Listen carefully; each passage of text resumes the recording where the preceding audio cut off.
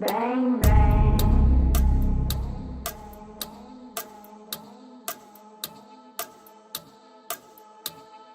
Bang bang. I'm in motion.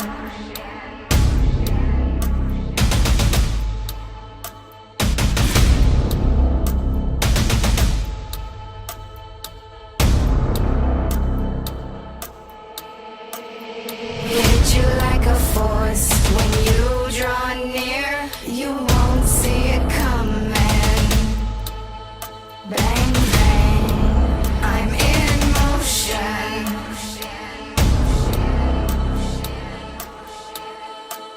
The hunt is on, true aim is clear. My prey you're becoming.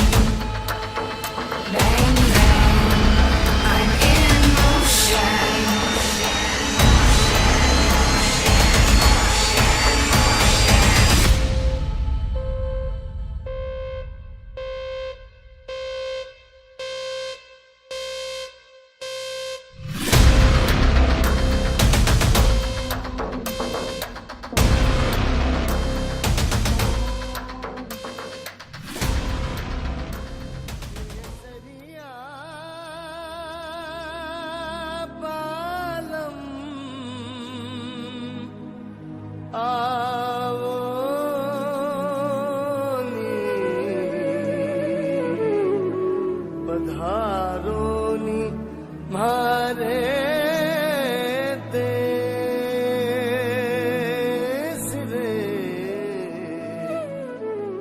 हर विद्यार्थी खास है, उसका सतत विकास बेहद जरूरी है। सार्वभौमिक सत्य यही है कि हर पल हर क्षण व्यवस्था उसके चरित्र, आचरण, व्यवहार, भाव, समभाव के निर्माण के अनुरूप हो। स्वामी विवेकानंद सुभारती विश्वविद्यालय की यही व्यवस्था है, जहां विद्यार्थी केवल शिक्षा नहीं बल्कि चरित्र सीखता है, व्यवहार नहीं सेवा सीखता है, आचरण ही नहीं संस्कृति संग संस्कार सीखता है और केवल भाव नहीं राष्ट्रीयता को आत्मसात करता है। इन्हीं उद्देश्यों को मूर्त रूप देने के लिए अक्सर सांस्कृतिक शहरों, स्थलों, नगरों का भ्रमण उन्हें अपनी मिट्टी से जोड़ने का अवसर ही नहीं, अपनी सभ्यता, विरासत को जानने का मौका देता है। इस बार यह मौका रणबांकुरों की जन्मस्थली राजस्थान की पिंक सिटी जयपुर को जानने और उसका आस्वादन करने के रूप में मिला, जहां हर बच्चा अभिभूत हो गया उन दरो दीवार को देखकर जो गौरवशाली इतिहास की धरोहर है।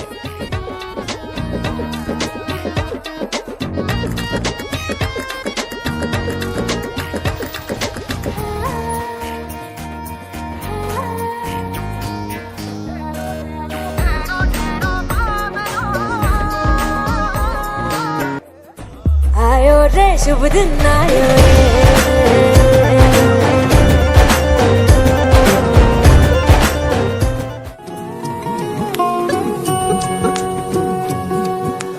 छुप न जाओ जी, मन दीद कराओ जी, अरे क्यों तरसावे हो, मन सकल दिखाओ जी। हरी शरारत सब जानू मैं तो धरी, हर चले उन्हें बंगा जी मैं कह लगे। मर बिगड़ में जागी धोकनी, चंदा में थारी चांदनी, मन दामन में पाती खुशी रे, झुम झुम झुम झुम झुम झुम।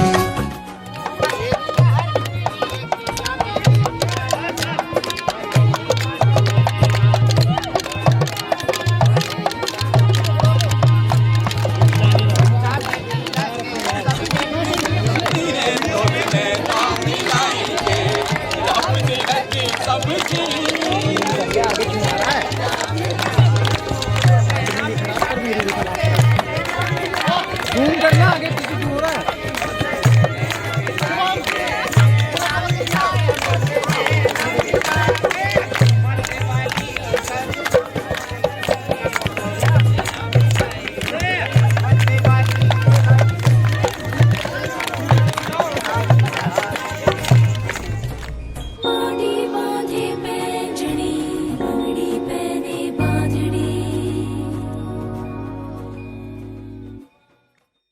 कला और संस्कृति का ये नायाब नमूना, जिसे आमेर किले के नाम से जाना जाता है। इस किले को देखने के लिए न केवल भारत के विभिन्न कोनों से बल्कि विदेशों से भी पर्यटक आते हैं। आमेर किले के सामने बनी ये झील पर्यटकों को अनायास ही अपनी ओर खींचती है। कहा जाता है कि आमेर किले को राजस्थान की जनजाति मीणाओं ने बनवाया था और 700 सालों तक राज करने के बाद राजपूतों ने हमला करके इस पर कब्जा कर लिया। इसके बाद राजपूतों के राजे रजवाड़े यहाँ रहने लगे। खूबसूरत गुंबदों और झील को निहारते हुए जब आप सीढ़ियों पर पहुँचते हैं तो जयपुर की कला और संस्कृति आपको देखने के लिए मिलती है। यहाँ से आपको केसर गार्डन भी देखने को मिलता है। दरअसल पूर्व के समय में राजा ने कश्मीर से केसर मंगवाकर उसकी खेती यहाँ कराने की कोशिश की थी, लेकिन कश्मीर और जयपुर के तापमान में रात दिन का अंतर है। साथ ही परंपरागत परिधानों में एक तारा बजाते यहाँ के लोग आपको खूब आकर्षित करते हैं।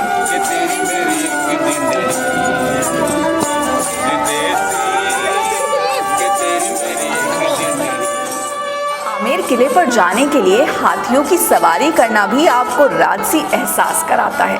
काफी सारी सीढ़ियां चढ़ने के बाद जब आप सन गेट से महल में प्रवेश करते हैं तो आपको एक ग्राउंड देखने के लिए मिलता है। कहा जाता है कि राजा मानसिंह के समय यहाँ पर जवानों की परेड हुआ करती थी।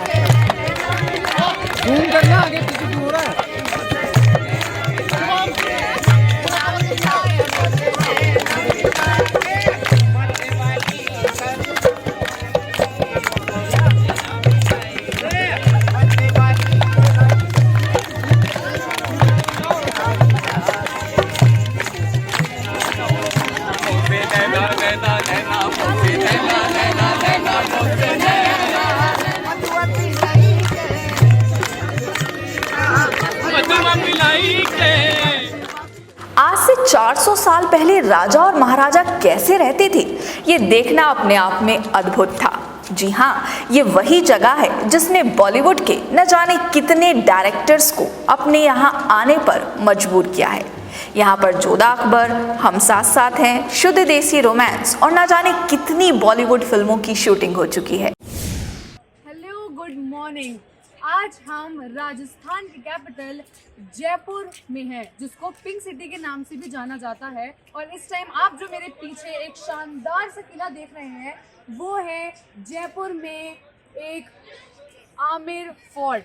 और इस फोर्ट को माना जाता है कि इस फोर्ट में बहुत सारी मूवीज़ की शूटिंग भी हुई है। हाल ही में अगर आपने जो मूवी देखी है तानाजी, उसमें आपने महल देखे हैं बहुत सारे इमेजिनेशन वाले, और यहाँ आपको एक मौका मिल रहा है कि आप उस महल को देखें लाइव मेरे साथ। इस जगह को दीवाने आम के नाम से जाना जाता है, जिसे राजा मानसिंह ने बनवाया था और वो यहाँ प्रजा की समस्या सुनते थे।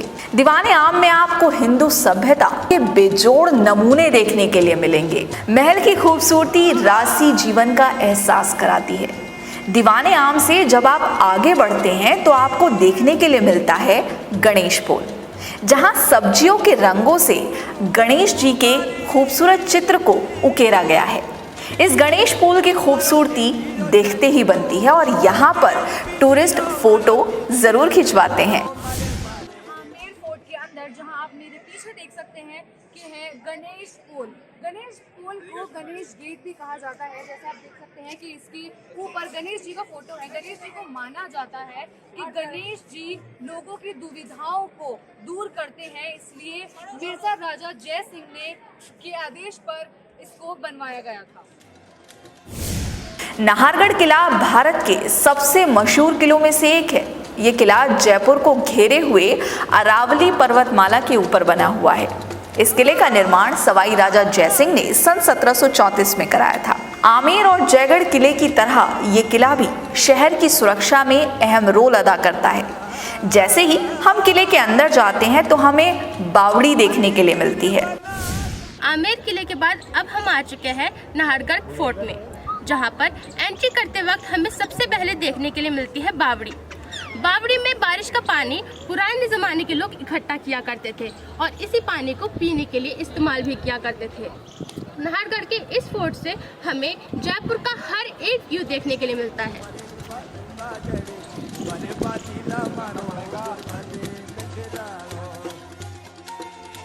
किले की आंतरिक साज सज्जा में भारतीय और यूरोपियन वास्तुकला का नायाब नमूना देखने को मिलता है। इसे देखने के लिए सैलानियों की भारी भीड़ उमड़ती है। पहले इस किले का नाम सुदर्शनगढ़ था, जिसे बाद में बदलकर नाहरगढ़ कर दिया गया। इस किले से पूरे जयपुर का बहुत ही खूबसूरत नज़ारा नजर आता है।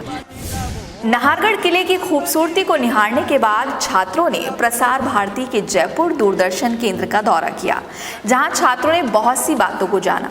इसके बाद हम पहुंचे जयगढ़ फोर्ट। शाम के समय चलती सुहानी हवा में छात्रों ने खूब मस्ती की और दुनिया भर में प्रसिद्ध जयवाण तोप भी देखी। इस किले की ऊंचाई पर स्थित होने के कारण इससे पूरे जयपुर शहर को देखा जा सकता है।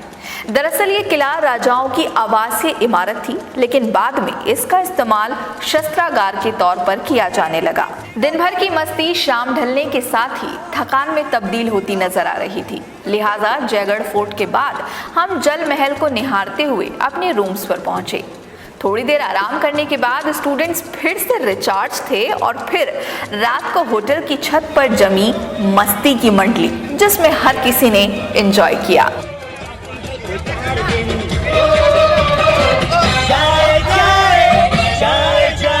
ओ भैया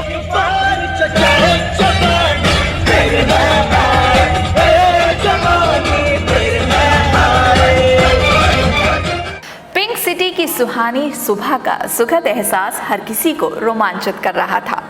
सुबह के समय संकल्प लेने के बाद हमारी टीम फिर से तैयार थी पिंक सिटी को एक्सप्लोर करने के लिए। सबसे पहले हम पहुंचे बिरला मंदिर।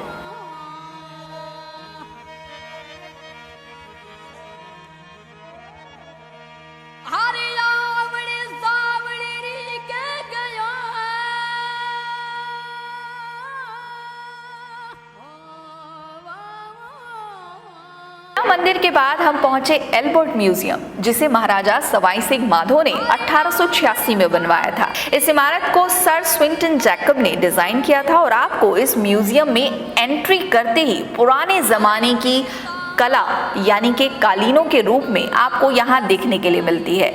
म्यूजियम में विभिन्न कालों की धातु कला, अस्त्र शस्त्र, मूर्तियां, अंतर्राष्ट्रीय कलाकृतियां, बर्तन, लघु चित्र, संगमरमर की कलाकृतियां, सोने चांदी और हाथी दांत के आकर्षक आभूषण, बड़े बड़े संगीत उपकरण, फर्नीचर और काष्ठ कला, विभिन्न कालों के सिक्के और कई इमारतों के स्ट्रक्चर भी देखने को मिलते हैं। यहाँ प्रदर्शित कला को देखकर आप सोचने के लिए मजबूर हो जाते हैं कि हमारे पूर्वज कितने कला प्रेमी और क्रिएटिव थे। एल्बर्ट म्यूजियम के बाद ई रिक्शा में मस्ती करते हुए हम पहुंचे जयपुर स्थित जंतर मंतर। ये भारत के सबसे प्रमुख एवं महत्वपूर्ण ऐतिहासिक स्मारकों में से एक है, जिसका निर्माण 18वीं सदी में महाराजा सवाई जय सिंह द्वारा करवाया गया। बता दें कि जयपुर का जंतर मंतर देश के 5 खगोलीय वेधशालाओं में सबसे विशाल है। जयपुर के अलावा दिल्ली में भी जंतर मंतर है, बाकी 3 खंडरों में तब्दील हो चुके हैं। जंतर मंतर अपने सांस्कृतिक, ऐतिहासिक और वैज्ञानिक महत्व की वजह से यूनेस्को द्वारा वर्ल्ड हेरिटेज साइट में शामिल किया गया है। इस वक्त हम हैं जंतर मंतर में। जयपुर का जंतर मंतर, ऐतिहासिक जंतर मंतर। हालांकि जब जंतर मंतर जहन में आता है तो 2 चीजें जरूर होती हैं। एक तो दिल्ली का जंतर मंतर और दिल्ली के जंतर मंतर पर होने वाले तमाम विवाद। लेकिन ये जंतर मंतर कुछ खास है।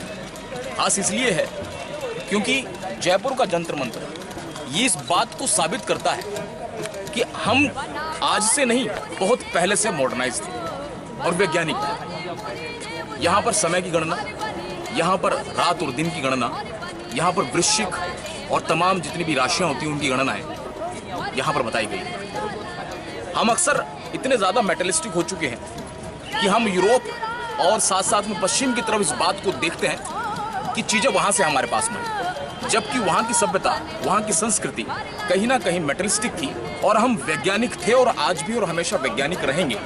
जयपुर का जंतर मंतर उसी बात का एक सबसे बड़ा उदाहरण है। यहाँ पर जितने भी यंत्र आप देख रहे हैं, जो मेरे बैकग्राउंड में आपको नदीम दिखा रहे हैं, ये तमाम यंत्र किसी ना किसी खगोलीय घटनाओं को ध्यान में रखते हुए, अंतरिक्ष को ध्यान में रखते हुए, वृश्चिक, कन्या, सिंह, तमाम जो राशियां थी उनके मूवमेंट को ध्यान में रखते हुए, उनकी गति को ध्यान में रखते हुए बनाए गए। और यहाँ पर जितने अब आप देख रहे हैं कि जो ये विदेशी यहाँ पर आकर इस बात को समझ रहे हैं कि हमारी संस्कृति, हमारी सभ्यता कोई अल्पकाल के लिए नहीं है, बहुत पुरानी है और यूरोप ने हमसे सीखा है, हमने यूरोप से नहीं सीखा। विदेश ने हमसे सीखा है, हमने विदेश से नहीं सीखा है।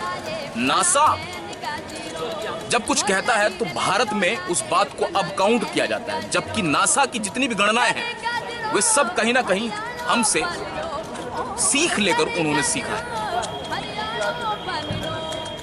हनुमान की चालीसा के अंदर सूर्य की पृथ्वी से कितनी दूरी की गणना है, ये बहुत पहले की गई, लेकिन जब नासा बोलता है तो तब जाकर हम उसको स्वीकृति देते हैं। इस बात से हम सभी को सीखना पड़ेगा और ये बहुत अच्छा केंद्र है कि यूरोप को, विदेशियों को ये बताया जाए कि हम आज से नहीं, बहुत पहले से और बहुत ही दीर्घकालीन वैज्ञानिक थे और वैज्ञानिक रहेंगे। धन्यवाद।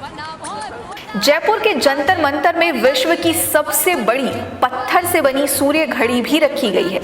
ये ऐतिहासिक स्मारक भारत के खगोलीय एवं गणितीय कौशल का प्रतीक माना जाता है, क्योंकि मध्यकाल में बनी इस आश्चर्यजनक खगोलीय वेधशाला का निर्माण मुख्य रूप से समय मापने एवं ग्रहों, तारों आदि की स्थिति जानने और अंतरिक्ष के अध्ययन के लिए किया गया था। देश की 5 सबसे बड़ी वेधशालाओं में से जयपुर की उत्कृष्ट वेधशाला वासु खगोलीय उपकरणों का अद्भुत संग्रह है, जिसका इस्तेमाल वर्तमान में भी गणना और शिक्षण के लिए किया जाता है।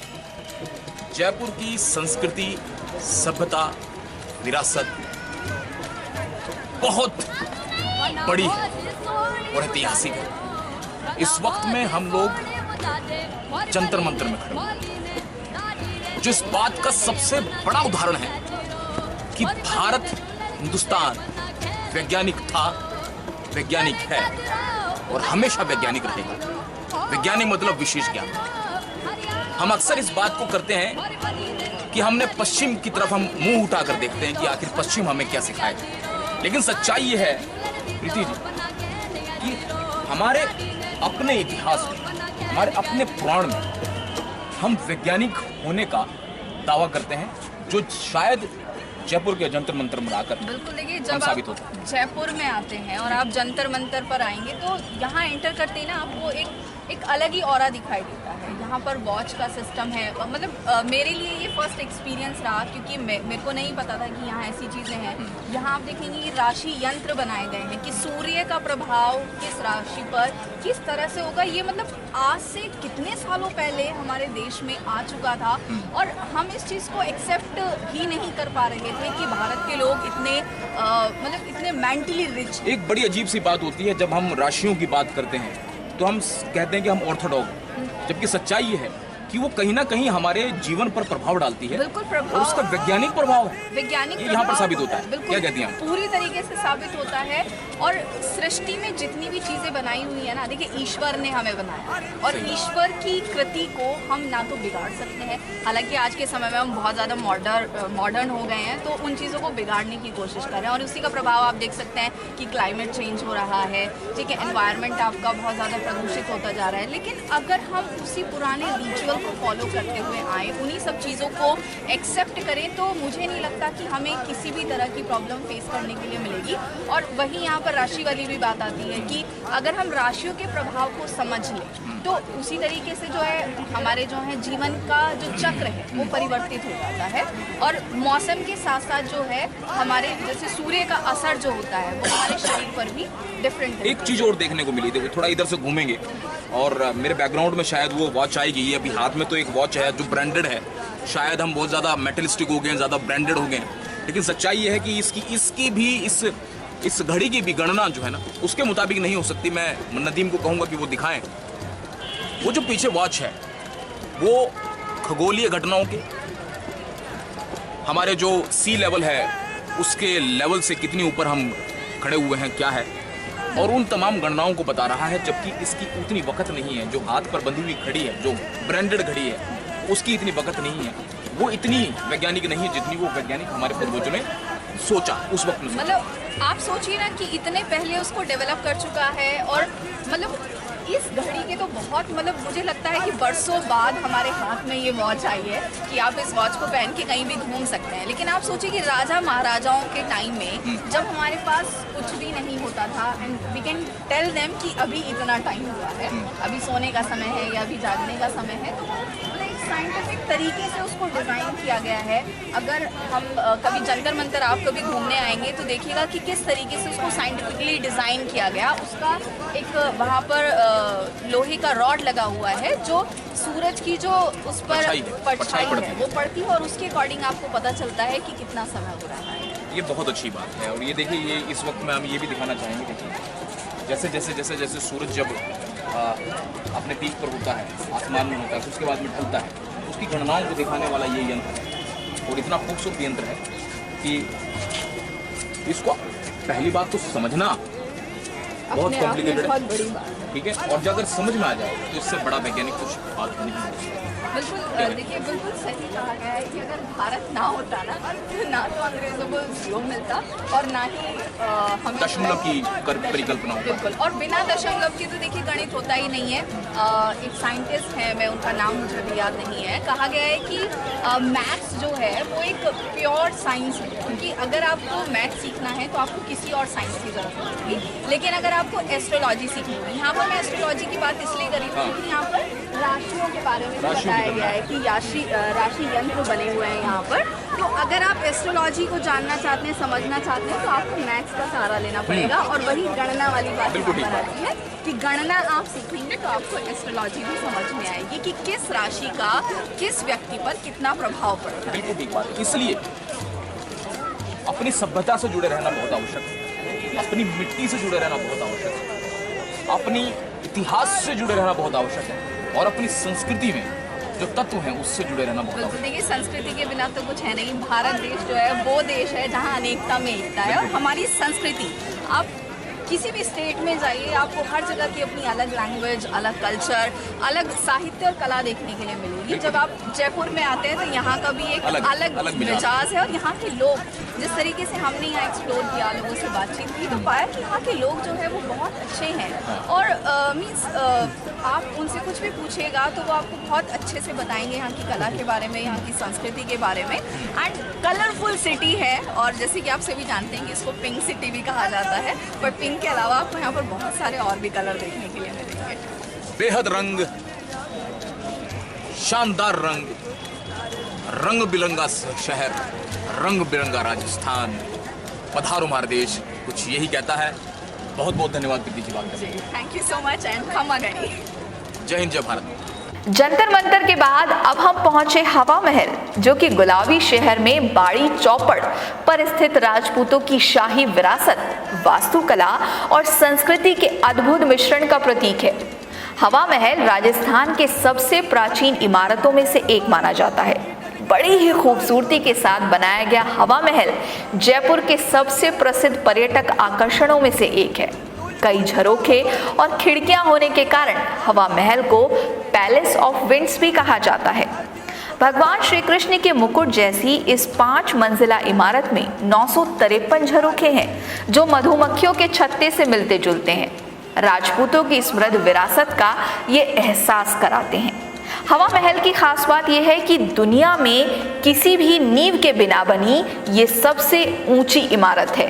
अगर आप किसी शहर के मिजाज को जानना चाहते हैं तो वहाँ के खान पान और मार्केट का जायजा जरूर लेना चाहिए। इसी बात को ध्यान में रखते हुए हमारा काफिला हवा महल के सामने ही बने मार्केट में पहुंचा। ये ऐसा मार्केट है जहाँ से आप जयपुर की यादें अपने साथ लेकर आ सकते हैं। पूरी तरह से मैनेज्ड इस मार्केट में आपको जयपुर की जूतियां, कुर्ते, ओढ़नी, कुंदे, कंगन और ऐसी ही बहुत सी खूबसूरत चीजें मिलेंगी जिन्हें आप खरीदने से खुद को रोक नहीं पाएंगे। बाजार में खरीदारी करते हुए कब सूरज अंधेरे की आगोश में चला गया पता ही नहीं चला। अंधेरा होने के साथ ही अलार्म मिल चुका था कि अब लौटने का वक्त हो चला है। मन में ढेरों यादें, आंखों में दोस्तों के साथ समय बिताने की चमक और मस्तिष्क में कुछ नया सीखने की समझ ने इस पूरी यात्रा को यादगार बना दिया। इस तरह के मीडिया टूर स्टूडेंट लाइफ में न केवल हमें एक नई संस्कृति से रूबरू कराते हैं, जबकि ये हमें बहुत कुछ सिखा भी जाते हैं।